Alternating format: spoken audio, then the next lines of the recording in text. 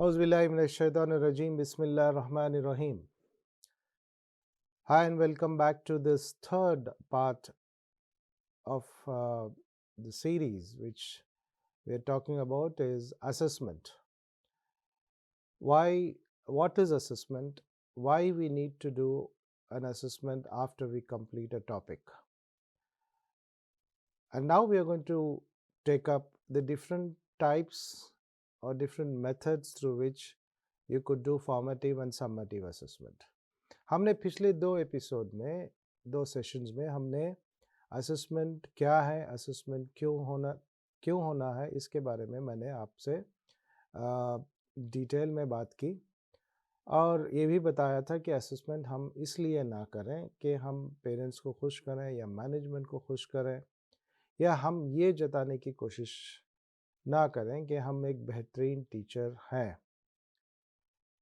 हम असेसमेंट इसलिए करें कि बच्चों ने आपका जो कॉन्सेप्ट आपने जो सिखाया है, आपने जो टॉपिक कंप्लीट किया है, क्या उस टॉपिक को, क्या उस कॉन्सेप्ट को क्लियरली समझ चुके हैं बच्चे, ताकि अगले वाला कॉन्सेप्ट समझने में उनको आसानी हो। तो to understand how much the child has understood so that you could take him to the next level of the concept. That is why we need to do an assessment. And we had also discussed about the formative assessment and summative assessment. Now today I'm going to talk to you about the different strategies which we could use. अलग अलग तरीके क्या हो सकते हैं जो assessment करने के लिए हम कौन से तरीक़ों को इस्तेमाल कर सकते हैं. So right at the moment when you are in the classroom, जब आप क्लास में हैं, कोई कॉन्सेप्ट पढ़ा रहे हैं, कोई भी सब्जेक्ट हो या कोई वैल्यूज़ अगर आप पढ़ा रहे हैं, तो then the very first thing which is important is the body language and the facial expressions. You need to assess, you need to check the body language of the child, the facial expressions of the child. This is a part of formative assessment. Normally we don't do this. Why is it important? चेहरे पे जो expressions हैं, उनकी जो body language है, वो कितने confidence से जवाब देते हैं. जब जवाब दे रहे हैं तो उनके चेहरे से आपको ये मालूम करना है कि क्या वाकई में एक कॉन्फिडेंटली जवाब दे रहा है.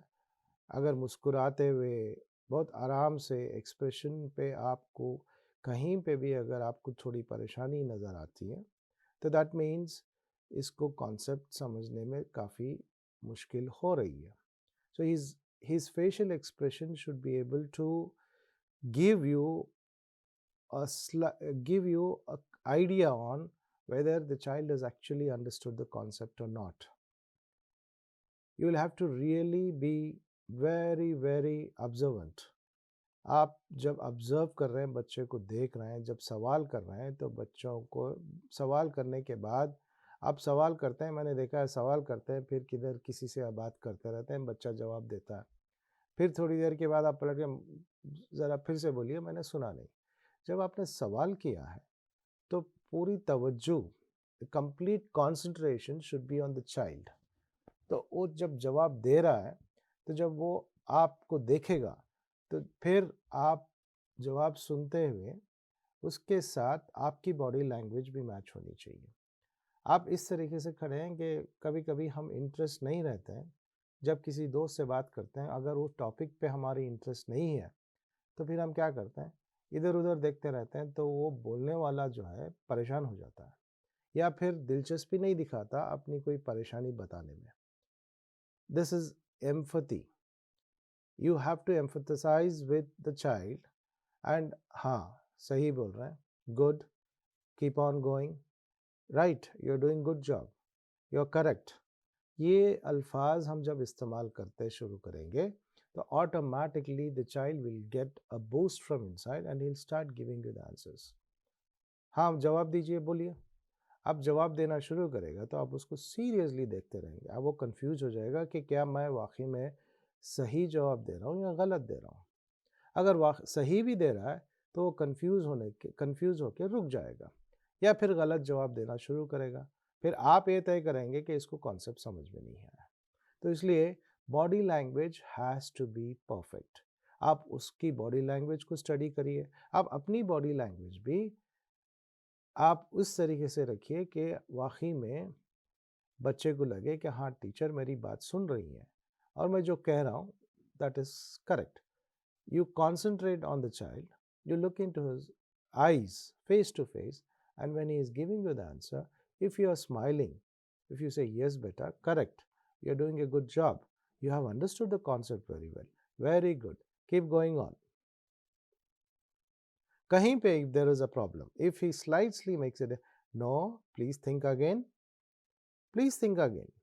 I think you're confused. Remember what I had told you in the class when I was talking to you about domestic animals?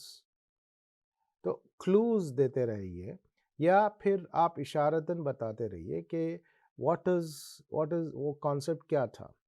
Start giving him clues using your body language, then he will give you the answer. इसीलिए मैंने कहा था कि I had told you कि please guide the child when he is doing a formative assessment. When you are doing a formative assessment, he needs to understand and then keep going on. Then clickers, especially good for attention deficit. Clicker जिस हम इसको बोलते हैं कि yes, हाँ, good, come on, clues, tips, yes, you remember I told you about a domestic animal, I told you about a dog. What does the dog eat? Something which human beings eat. तो इस तरीके से जो जो जानवर खाता है उसके बारे में क्या है, numbers. When you're teaching them numbers 1 2 3, after that what is the answer, रुक जाता है तो what is it, तो इशारे में आप ये बता रहे हैं कि this is 4, so he says ma'am 4, हाँ good, now come on, next, next, next, next. So this way you motivate him. When you're doing a formative assessment, then automatically he'll start giving you the numbers from 1 to 10. Okay, good. Now you repeat again. Okay, again, 1 2 3 4 5. He'll stop thinking. Then you say, "How ma'am 6." So this clues will help him. These are clickers. So this will, because these children know the answer, but they have a problem called attention deficit. यानी focus नहीं कर पाते हैं बच्चे. They cannot focus. They cannot sit in one place and give you the answer. They know everything, but they are so hyperactive. They keep running here, they keep running there, and in this process, they cannot put everything together and give you the answer. So then what you do is you keep him attracted towards you. Okay, 2, 3, okay, good. Now 4, now 5, okay. He gets stuck. Listen, look here and give me the answer. Look at my face and answer me. Talk to me and give me the answer. Look into my eyes and give me the answer. This way you start motivating him. Then finger voting, thumbs up, thumbs down, 5-point scales. Good. अगर आप बोलेंगे नहीं तो इसे good, come on, good. Or okay, you've done a good job, you got 8 out of 10. Now only 2 are there. दो आप 1 से 10 तक बोल दिए हैं, लेकिन इसमें 2 गलत बोले आप. चलिए फिर से बोलेंगे. 3 4 5 6 7 8. Ma'am, okay, come on, 8 9 10. So this would finally, when he does this, good job. तो thumbs up है, आप hand to hand आप game खेलेंगे, clap करेंगे, then automatically you are motivating him to give an answer that will take him to the next level. Then he'll start learning from the next number, 11 12 13 14 15. Okay, yesterday you gave me an answer. Yesterday we finished 1 to 10. Now we will do 11 to 15. Yesterday we did dog, cat and cow. Today we will do sheep, camel, the domestic animals. So this way, and then there is something called entry and exit cards. a very good system on how you could assess whether the child has understood the concept or not. What is an entry and exit card? Very simple. You could cut a chart paper of a visiting card size. One is a red color and one is a green color, which is connected to a traffic signal. What does green symbol, what does green signify? Green colour क्या होता है? जब आप गाड़ी चला रहे हैं तो automatically when the light is green, इसका मतलब ये है कि आप आगे जा सकते हैं. अगर लाल बत्ती जल रही है तो देन ऑटोमेटिकली आप गाड़ी रोक देते हैं. Similarly you give a green card and green का एक ही कार्ड को दोनों तरफ लगा दीजिए. एक तरफ ग्रीन रहेगा, उसको उलट पलट करके पेस्ट कर दीजिए, तो एक तरफ ग्रीन और एक तरफ रेड, और हर स्टूडेंट को एक एक कार्ड दे दीजिए. एक तरफ ग्रीन कलर है, एक तरफ रेड कलर है. अब जब आप पढ़ा रहे हैं, फॉर्मेटिव असेसमेंट वहीं पे हो जाएगा. तो बच्चों को बोलिए कि अगर आपको समझ में आ रहा है, बीच बीच में 2-3 मिनट के बाद या 5 मिनट के बाद, चिल्ड्रन हैव यू अंडरस्टूड. कुछ बच्चे हैं जो डर के बोलते नहीं कि मुझे समझ में नहीं आ रहा है मैम. बोलेंगे तो टीचर क्या बोलेंगे, आपके दिमाग में क्या भरा है? what are you here, why are you here for? You don't understand a simple concept. आपको कुछ आता नहीं है, why do you come to school? This is the language we start using on the children. Given a choice, मुझे बताइए कि अगर choice दिया जाता है बच्चों को कि स्कूल जाना है कि नहीं जाना है, 100 में से 90% बच्चे बोलेंगे कि मुझे स्कूल नहीं जाना है. खासकर फाउंडेशन ईयर्स में उनको हमेशा खेलने की धुन रहती है. अब ज़बरदस्ती स्कूल आते हैं, जब ज़बरदस्ती स्कूल आते हैं तो फिर हम उन पे ताने मारते हैं. तो this entry card and exit card will help the child who is not able to speak. He will show you the card. Green card है, हाँ समझ में आ रहा है तो आगे बढ़ो. नहीं आ रहा है, कोई भी अगर एक स्टूडेंट रेड कार्ड बता दिया, अगर आप रिलेशनशिप इतनी डेवलप कर चुके हैं, जैसे मैंने साइकोलॉजी क्लास में मैंने बताया, developing a relationship between a student and a teacher is very important. आप एज ए टीचर 24 स्टूडेंट्स के इतने करीब होने चाहिए कि आप अगर कहीं पे भी कुछ गलती करते हैं, the student should stand up and से मैम दिस इज़ रॉन्ग. आपके क्लास में ये एसेस करके देखिए, आप जानबूझ के गलत पढ़ाइए और देखिए कि कितने बच्चे खड़े होके बोलते हैं. अगर सारे बच्चे खड़े होके बोल रहे हैं कि आपने DOG डॉग स्पेलिंग को आपने BOG लिखा, कौन बोलता है? एक दो बोलते हैं, बाकी के नहीं बोलते हैं. तो if everybody is giving you a tip that ma'am you are wrong, sir you are wrong, that means the children are very close to you and they're not scared of you. So green card, आगे बढ़िए.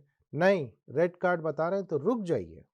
Repeat the concept and again see that red is turning into green. When you are teaching, every 10 minutes you start assessing green card or red card. If there are red cards, that means you have to stop, think, redo the work. फिर green हो गया तो आगे जाइए. Next, minute paper quick write. What is a minute paper? 1 minute game है. Very simple formula अगर मैं बताऊं, 1 minute game and ask them to write. I will give you a very good example. If you are teaching grade 1, what is a noun? Noun is a name of a place. Noun is something which you, it's a name, it's a place, it's a animal, it's a thing. उसके साथ एक fifth concept भी है जो higher classes में पढ़ाया जाता है, idea. Idea is also a noun. So 4 things are there. It's a name. Name is, for example, name है उमरी, place Bangalore, animal, any animal, you said tiger, a lion, then thing, laptop, or a mouse, or a glass. So 4. Now you can play a 1 minute game. आप लोग अगर बचपन में ये game खेले हैं, तो नेम प्लेस एनिमल थिंग का गेम खेले हैं, तो ये होता था कि 5 फ्रेंड्स हैं, तो 5 friends will start reading out one alphabet: A, B, C, D, E, F, G, H, I, J, K, L, M, N, O. O पे stop. अब O से 5 सारे 5 friends, all the 5 friends with O, write a name, write a place, write an animal, write a thing. Name: Ubaid. Place: you can give a name of a place. I am not able to recollect a name with O. Then you give a name with animal. Then you give a name of a item. So सारे चीज़ें फिर start करिए. फिर somebody A, B, C, D से start करिए. Somebody says D. D पे रुक जाइए. Then all of you write 30 seconds, write 4 names. Name of a person with D, Danish. Write a name of a place, Denmark. Write a name of an animal, deer. Write a name of a thing, doll. So इस तरीके से अलग अलग. Then ask everybody to read out. If somebody is repeated, then they won't get the marks. If they have written a different name, a different animal name, a different place name, and a different thing, he gets 40 marks. If it is clashing with somebody else, cut ho gaya. So this way the game is developed. So this is a quick game or a minute paper. Then oral. Oral तो आप लोगों को मालूम है, viva जैसा होता है hair classes में, वैसा oral. चलो, give me a name of an animal which gives milk. Somebody would say cow and somebody would say goat. Then partner collaboration. एक concept ये भी है कि partner collaboration. 4 students you make a group and you give them a concept. Hello, your concept is a domestic animal which you need to work on is a dog. अब all the 4 have to sit together and they start. You can draw, you can write, you can sing a song on dog or a rhyme on dog. Anything you can do. I am giving you 5 minutes. All the 4 would come onto the stage in front of the class and then start explaining about the dog. This way you are building the communication skills of the children. They'll start thinking. You are building the creativity of the children. You are removing the fear, stage fear from the students. कितनी सारी चीजें आप कर रही हैं, देखिए. How many different concepts are getting, how many different skills are getting developed in this? How many different skills? A child is able to speak, speaking skills. A child is able to draw, creative skills. A child is able to think and do, thinking skills. A child is able to come up with different aspects on a particular dog, an animal which you have asked him to do a work on. Then embedded instructor questions, the 8th one. Once you connect him to an animal, you start talking. जब आप एक सवाल करते हैं तो उस सवाल से, उसके जवाब से दूसरा सवाल आना चाहिए. उसके जवाब से दूसरा सवाल आना चाहिए. What is a noun? Noun is a name of a place. Okay, give me a name. Give me one example of a place. India. What is the national animal of the country? Tiger.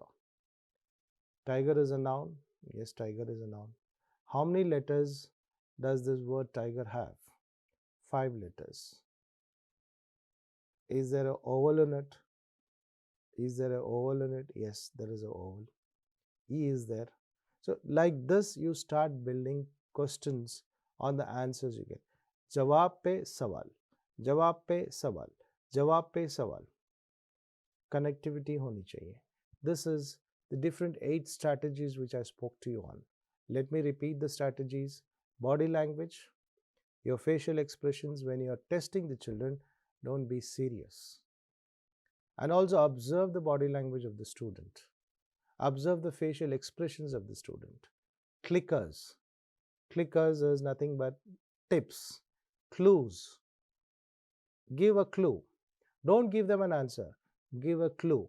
The clue can be in a form of a sign language. It can be in the form of you can act and show them, then automatically you can make a sound and show them.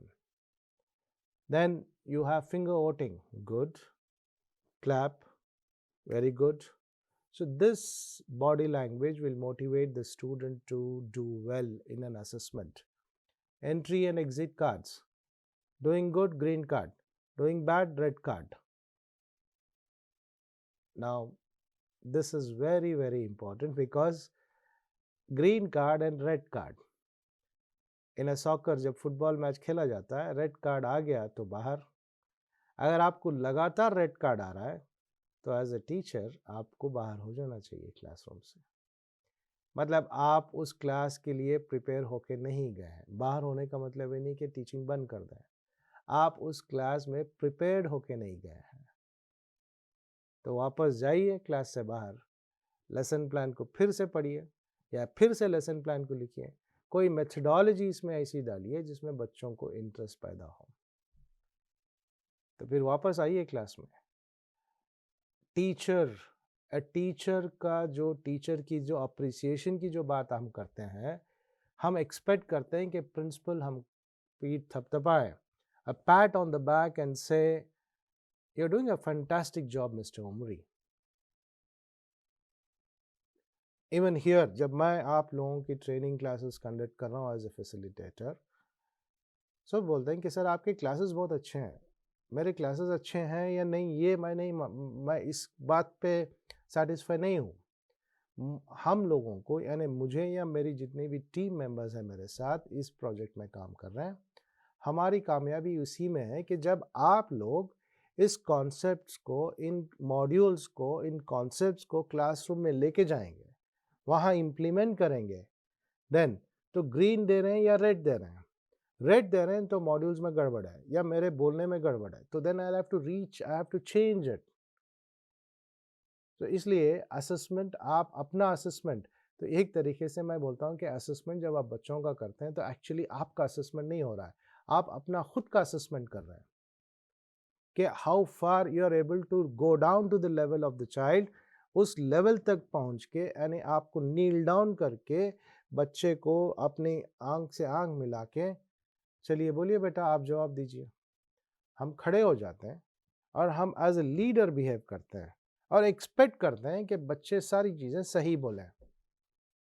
आप जब कोई भी चीज़ पकाना शुरू किए थे तो मुझे बताइए कि आप में से कौन वो है जो फर्स्ट टाइम जब पकाए थे परफेक्ट डिश बनी थी? कौन है? कोई नहीं. जब आप साइकिल चलाना सीखे थे, बगैर गिरे साइकिल आपने चलाया फर्स्ट टाइम? Not possible. बोलना शुरू किए थे, आप अपने वालदा से पूछिए, आप जब बोलना शुरू किए थे क्या आपकी बोल इतनी परफेक्ट थी? कोई भी काम फर्स्ट टाइम जब करते हैं तो परफेक्ट नहीं होता है. आप 40 मिनट पढ़ाने के बाद आप ये कैसे एक्सपेक्ट कर सकते हैं कि वो परफेक्टली आपके जवाब दें? आप देख के पढ़ाते हैं और बच्चों को बोलते हैं कि बगैर देखे बोलिए. हमने डिग्री की साइंस में, मैथमेटिक्स में, फिर भी हमको टेक्स्ट बुक का सहारा लेते हैं फिर पढ़ाते हैं. क्या नहीं मालूम है कि डोमेस्टिक एनिमल्स क्या है? नहीं मालूम है कि फोटोसिंथेसिस क्या है? नहीं मालूम है कि एडिशंस कैसे किए जाता है? फिर टेक्स्ट बुक क्यों चाहिए? क्या टेक्स्ट बुक के बगैर पढ़ा सकते हैं? हाँ पढ़ा सकते हैं, लेकिन कहीं ना कहीं गड़बड़ कर जाएंगे. एंड 40 मिनट्स पढ़ाने के बाद हम 3 साल पढ़ने के बाद एज ए ग्रेजुएट फिर भी टेक्स्ट बुक्स का सहारा लेते हैं. क्योंकि अब मुझे पूछिए आप, मैंने तकरीबन 30 साल पहले ग्रेजुएशन की, लेकिन आज कोई भी टॉपिक पूछते हैं तो मुझे टेक्स्ट बुक में पढ़ना पड़ेगा. इतने बार ट्रेनिंग कर चुका हूँ लेकिन सामने मेरे पीपीटी है. ये है हमारी, दिस इज बाय नेचर. अब हम स्टूडेंट से एक्सपेक्ट करते हैं कि 40 मिनट पढ़ाने के बाद आप जवाब दीजिए. Is it fair? क्या ये सही है? With 40 minutes of teaching, you expect the child to give you a perfect answer, 10 out of 10, which is not possible. So green and red, entry card is green, exit card is red. You are supposed to get out of the class. Minute paper, 1 minute games, मैंने example दिए आपको. एक दूसरा example दे के आगे बढ़ता हूँ. 1 minute game. We are teaching verbs in grade 1 or grade 2. So शायद grade 2 में verbs शुरू करते हैं. Jumping, standing, sitting, sleeping, talking. So you give the word and ask the children to do the action, because verb is an action word. Verb is an action word, verb is an action word, verb is an action word. लिखा लिखा के थका देते हैं, लेकिन बच्चों को आखिर में समझ में नहीं आता कि Ram is actually walking. Sadia is cooking. Abdul is sleeping. Now in this, which is a verb, which is a noun, confuse हो जाते हैं बच्चे. Then you start giving them 1 minute work. 1 minute work is what? Stand up. Everybody will stand. Jump. Everybody will jump. When you are doing this exercise, sleeping. Everybody is sleeping. Talk. Everybody will start talking. This will get connected and they'll say, okay, this is verb. This is verb. Running. They have to run. Bite के ही भागना है. Running action करना है. Exercise. 1, 2. Exercise. Now this is actually done in the class. There's a concept which the principal in the school started, and she came back to me and said, this is her idea. She came back and she said, sir, this is working absolutely fantastic, extraordinary. Idea is an idea, and when you work on it, it becomes extraordinary. Then oral, simple है, partner collaboration. 4 बच्चों को बिठाइए और पूरे बच्चों को बिठाइए and start. Another game. I'm giving you the word, I'm giving you a letter A. Now everybody would give me one item starting with A. Somebody would say, starting with A, somebody would say apple. Somebody would start giving a second word, the third word, or the first one would say A, apple, or I went to the market, I bought an apple. The second student would say, I went to the market, I bought an apple, and I bought a ball. B for ball. C. I went to the market, I bought an apple, I bought a ball, and I bought a, suppose if he says cat, fine, accepted. Cat is, usne cat billi kharid ke lai, but ask him to use a different word. I bought a candle. D. I went, fourth child, चौथा लड़का बोलेगा, I went to the market, I bought an apple, I bought a ball, I bought a candle, and I bought a doll. Next, E. The fifth child will have to repeat. I went to the market, I bought an apple, I bought a ball, I bought a candle, I bought a doll, and I bought a egg. This way, if there are 24 students, 26 students, 26 alphabets and 26 words. In one class of 40 minutes, you have taught them 26 words in English. The same thing, इसको ही आप हिंदी में भी कर सकते हैं, उर्दू में भी कर सकते हैं. अलिफ से एक वर्ड, उसके बाद वाला बे से एक वर्ड, आ से एक वर्ड, आ से एक वर्ड, ई से एक word. You see how it gets built. So collaboration and question-based question. Next, very regularly जो करना है, one-to-one conversation with students. Talk to them. Every day you talk to them. What did you eat yesterday morning? What did you eat for dinner yesterday? कल रात में आपने क्या खाया था? You're teaching them fruits and vegetables. आपने कल क्या खाया था? मैंने गोभी खाई थी. I had a cauliflower. What did you eat? I had potato, ma'am. आलू. आपने क्या खाया था? मैंने टमाटर. आपने क्या खाया था? भिंडी. Lady's finger. So you are teaching them and you're connecting that to the real life. घर पे क्या बना था? Okay, आज आपने lunch box में क्या लाया? Let us see what different vegetables आज हमारे classroom में हैं. कौन से वेजिटेबल्स हमारे क्लासरूम में है आज? आपके डिब्बे में क्या है? मैम मेरे डिब्बे में जो है भिंडी है, मेरे डिब्बे में अंडा है, मेरे डिब्बे में चिकन है। तो this is how you start the conversation.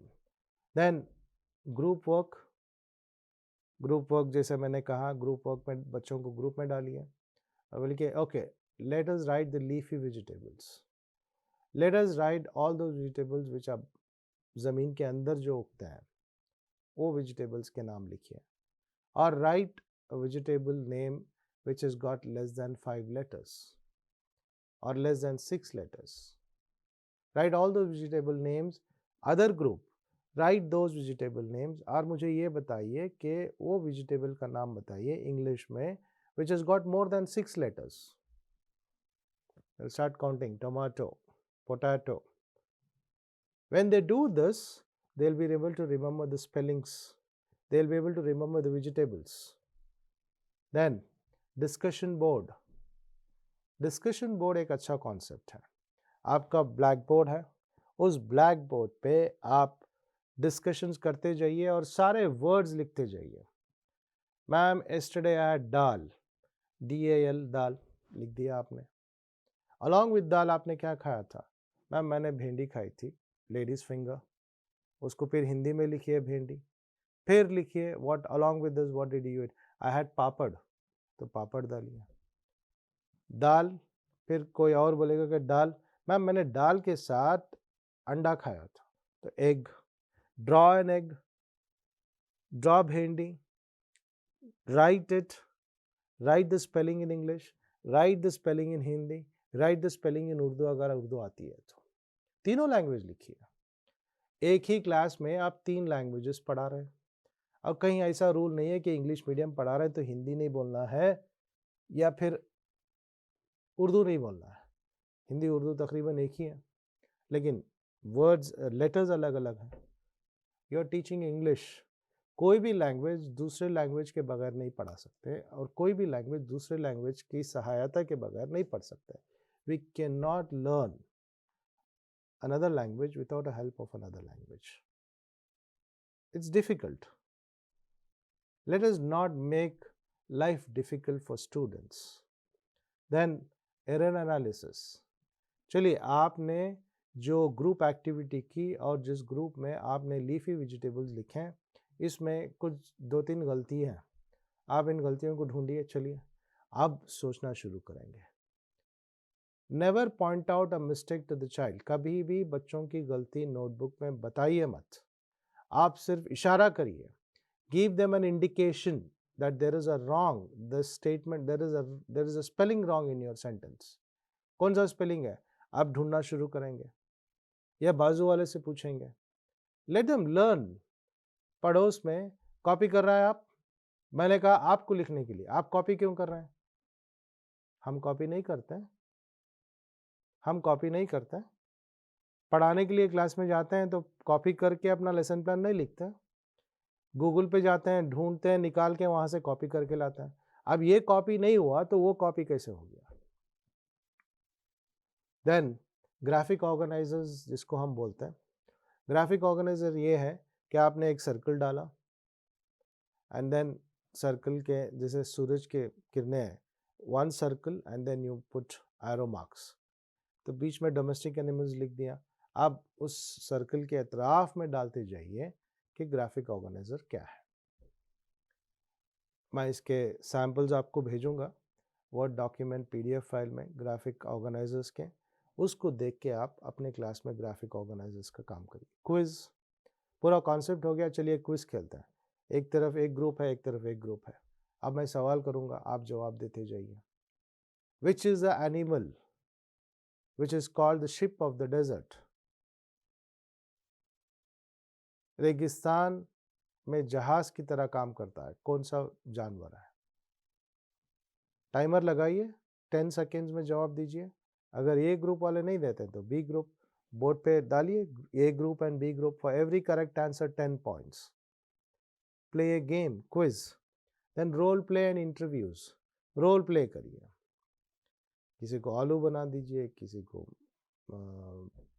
टमाटर बना दीजिए, उस तरीके के प्रॉप्स बनाइए, रेड चाट टमाटर का, उसको गले में डालिए। अक्सर हम एनुअल डेज में देखते हैं डिफरेंट वेजिटेबल्स, और वो आके बोलता है कि टमाटर खाने से क्या होता है। आपने वेजिटेबल सिखाया, उसके फ़ायदे सिखाएं। You have taught them the different kinds of vegetables and they would be able to explain. फिर रीडिंग क्वेश्चंस, रीडिंग क्वेश्चंस अक्सर जो बच्चे गलती करते हैं, सवाल को समझना, जवाब इसलिए नहीं देते हैं कि सवाल नहीं समझते हैं। सवाल क्यों नहीं समझते हैं? इसलिए कि सवाल सुनते नहीं हैं या पढ़ते नहीं हैं। तो उनको ये आदत डलवाइए, जवाब से पहले सवाल पढ़ना है, जवाब बोलने से पहले पूरा सवाल सुनना है। और एक दूसरी प्रॉब्लम हमारे पास है जो एज ए टीचर, मैं एक बार सवाल करूंगी, दूसरी बार नहीं करूंगी। ये कंडीशन लग जाता है, पहले ही कंडीशन होता है कि मैं एक बार सवाल करूंगी। I am going to repeat the question only once, I am going to ask you only once, I am not going to repeat it for the second time. Now if you don't answer, see what I am going to do. पहले ही बोल दिया, आप अगर जवाब नहीं देंगे तो देखो मैं क्या करता हूँ। अब जो डरे हुए हैं वैसे ही डरे हुए रहते हैं क्लास में, अब आपके कहने से और डर गए और खामोश बैठ गए, मार खाएंगे। जवाब मालूम होने के बावजूद डर के जवाब नहीं देंगे। तो इसलिए when you ask them the question, ask them to listen to the question, या फिर बोर्ड पे लिख दीजिए which animal is called the sheep of the desert, लिख के फिर आप बोलिए। आपको अगर जवाब मालूम है तो आपने नोटबुक पे लिखिए, अगर किसी को मालूम है तो खड़े होके बोलिए, या किसी को मालूम है अगर कुछ और बच्चों को बोलिए कि please draw the ship of the desert, तो कैमल की तस्वीर उतार लेगा। He will draw the picture of a camel. Peer and self assessment या नॉर्मली छोटे क्लासेस में नहीं होता है, बट मैं आपको बता रहा हूँ, एक दूसरे का एक बच्चे ने आपने असेसमेंट किया या एक बच्चा जवाब दे रहा है तो दूसरे बच्चे को बोलिए कि सुनो उसका जवाब और मुझे बताओ कि वो सही है कि गलत है। ये बहुत ही टेक्निकली इसको बहुत संभाल के, मतलब बहुत केयरफुली इसको इस्तेमाल करना चाहिए। You have to be very careful when you are doing this kind of peer testing, because अगर वहाँ पे कुछ गड़बड़ है दोनों के बीच में, वो जानबूझ के बोलेगा मैम ये जवाब गलत दे रहा है, इसका मतलब नहीं कि आप नहीं सुनेंगे, आपको भी सुनना है। चलिए बताइए, उसने जो जवाब दिया सही है कि गलत है? शिप ऑफ द डेजर्ट, उसने कहा कैमल, क्या है सही है? अब बोलेगा सही है। Very good, both of you sit down. Now next, can anybody tell me which is the king of the jungle? Somebody would stand up and say, I'm lion. Okay. Can anybody stand up and give me what sound does a dog make? अब कुत्ते के जैसा भौंक के बताएंगे बच्चे। बिल्ली, बिल्ली की आवाज़ क्या होती है, कैसे होती है? आप सब लोग मियाओ मियाओ शुरू कर देंगे। तो your class is becoming more interesting. 40 minute में आप कितना एंजॉय किए हैं? थोड़ी देर के लिए आप इस क्लास के बाद आंख बंद करके सोचिए, या उस क्लासरूम में जाइए आंख बंद करके, पिछले एक हफ्ते में आपने कौन सी क्लास थी जिसमें आपने बहुत एंजॉय किया पढ़ाते हुए? अगर आपको एक भी क्लास मिल गई जिसमें आपने एंजॉय किया है तो फिर आप वाकई में काम कर रहे हैं। अगर एक भी क्लास आपको नहीं मिली जिसमें आपने एंजॉय नहीं किया, if you are not enjoyed a single class in the last 7 days, that means you really need to go back and think on what methods do you adapt, और आपकी पर्सनालिटी किस तरीके से चेंज करनी है आपको एज ए टीचर क्लासरूम में जाने से पहले।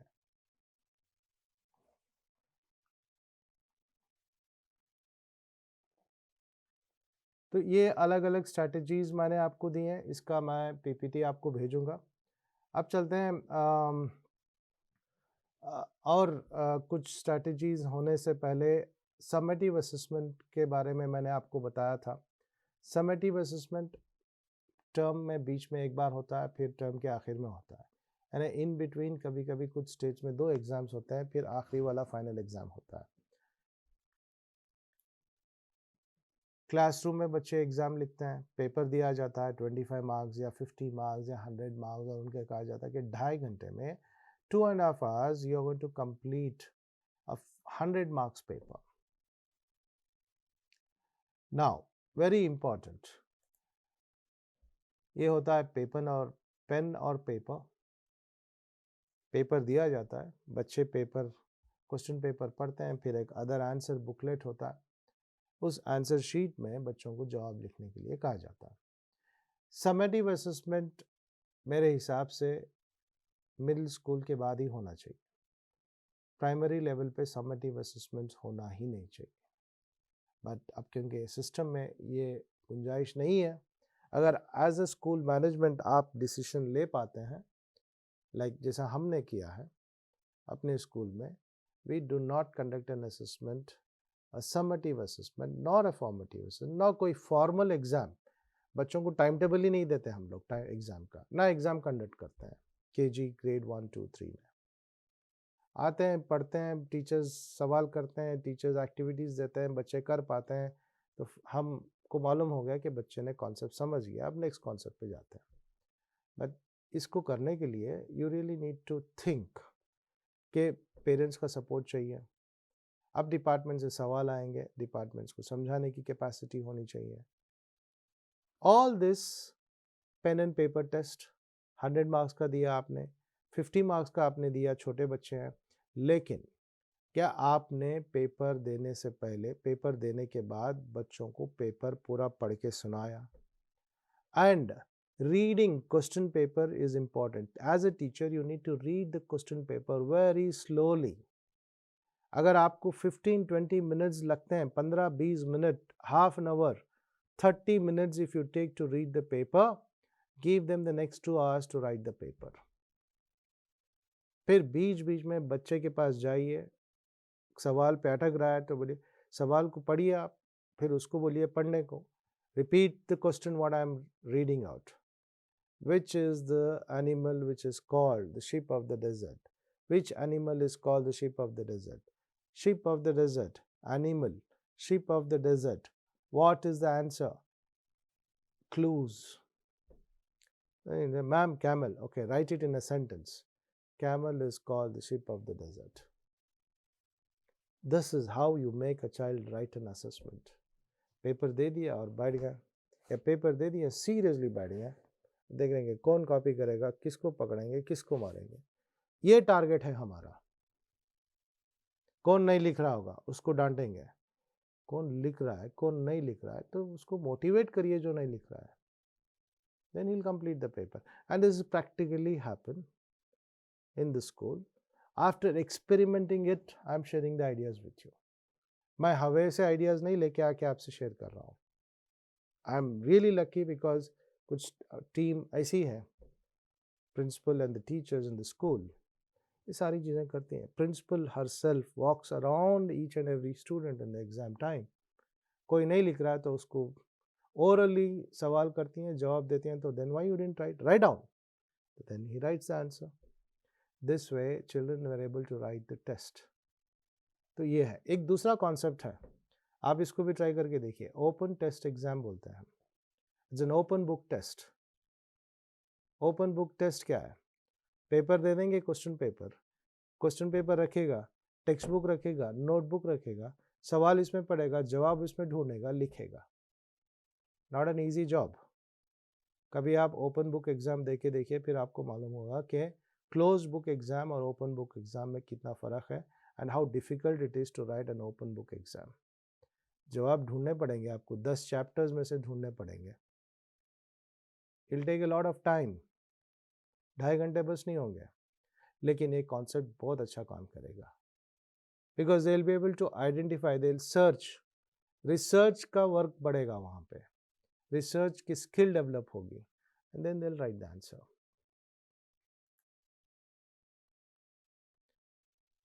ऑब्जेक्ट पेपर में, आपके समेटिव पेपर में आपको भिजाऊंगा सैम्पल, आपको प्रिपेयर करना है सैम्पल एज एन असाइनमेंट, उसमें पिक्चर्स होने चाहिए, पिक्चर्स देख के पिक्चर में क्या हो रहा है उसका आप उसके लिखिए, या पिक्चर देख के बोलिए कि इसमें क्या क्या आप देख रहे हैं, कोई पार्क का पिक्चर दे दिया आपने, बोलिए write all those things which you see in the park picture, swing है, स्लाइड है, there's a old man sitting and reading, old man newspaper reading, walking stick, parrot is there, sparrow is there, water is there, swimming pool is there, all those words. Write 15 words which you could see in this picture, 15 marks. Then fill in the blanks, common hai, alternative response. Alternative response. What is an alternative response? आप एक सवाल का एक जवाब देंगे, उनको बोलेंगे कि दूसरा जवाब दीजिए. I'm write 3-letter words. I'm giving you one word, M-U-D, mud. Write 2 more words which starts with M and it has to be 3-letter words. M-A-T, mat, M-U-G, mug. Mud आपने दे दिया. Write the second word and the third word which starts with M and 3-letter words. M-U-D, mud, आपने paper में दे दिया. Second one blank, third one blank छोड़ दिया. Condition है कि the first letter should be M and it has to be 3-letter word. M-U-D, mud. Second one will become M-A-T, mat. Third one would become M-U-G, mug. Alternates. Matching, higher classes में alternates के काफ़ी सारे हो सकते हैं. एक जवाब ये है, दूसरा जवाब दीजिए. Tiger is also called, tiger is a national animal which is a national bird. Clue आपने दे दिया, animal tiger which is a national bird, peacock. Automatically you get this. Double matching, matching double matching, इसमें ये भी आपको मेरे paper में मिलेगा. Matching double matching. Example, all the animal names on A column: dog, cat, camel, calf, cow, goat. Dog, cat, camel, goat, cow. B column: calf, kitten, puppy, again a calf, different names of the babies. Third column: bones, milk, leaf, grass, gram. What are the eatables? अब एक से पहले column से दूसरे column को match करें, दूसरे column से तीसरे कॉलम को मैच करें. Match the following A and B होता है, बस इधर से लेके इधर मैच करो, इधर से लेके इधर मैच करो. ये करेंगे बच्चे. थर्ड वन डाली है, फोर्थ वन डाली है, फर्स्ट से सेकेंड को मैच करो, सेकेंड से थर्ड को मैच करो, थर्ड से फोर्थ को मैच करो. Even numbers, odd numbers, multiple choice, all these are different methods to which short answers, long answers, different strategies we have used. I'm going to send you a lot of papers, a lot of examples on this, so that you could use this method, use the sample papers and create the question papers. So the assignments which would come to you, you will have to prepare. I'm going to give you what assignments and I'm going to send you some samples also. Samples भी भेजूंगा, उसके तहत आपको practice करनी है. सो ये 3 part थे assessment पे जो हमने कंप्लीट किए हैं. थर्ड पार्ट जो आज मैंने डिफरेंट स्ट्रैटेजीज़ आपको बताएं, इसके अलावा कई और स्ट्रैटेजीज़ हैं, मैं आपको और भी शेयर करूंगा. इन स्ट्रैटेजीज़ को आप अडेप्ट करना शुरू करिए, फिर आपके बच्चे असेसमेंट्स पे भी इंटरेस्ट दिखाएंगे, स्कूल आने में भी इंटरेस्ट दिखाएंगे. I hope all these 3 parts would help you in assessing your child. Thank you.